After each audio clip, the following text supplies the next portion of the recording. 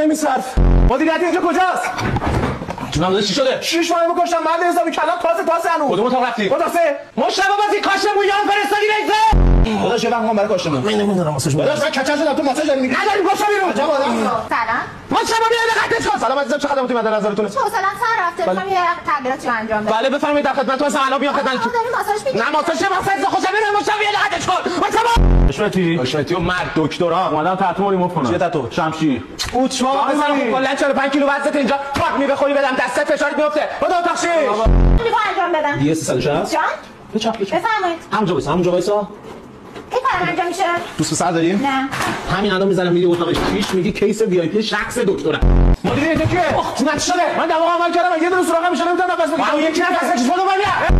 داشتی مخلصم. از این کات لیزر متی زدن واسه گفتم مشتری این شخص بگو دکتر باشه برو بگو مریض اومده اینجا هم لیپو داره هم پروتز اتاق پروتز پره اول لیپوش انجام بده نه اول پروتز میکنه اون خودش نشون میده پروتز گزل میکنه برو سلام عزیزم جون میخوام برای کاشت ابرو تزریق ژل پروتز لیپو ترانسفر. ازش بالاست بازسازی کاملا پرمور دوست بشه. پسرم هست. یارو 80 سالشه. نظرت دستگاه اسپرسو بندازیم کنج کلینیک قبل بیهوشی به بیمارای اسپرسو بدیم دیر خوابشون بره پولشو دوبل بگیریم.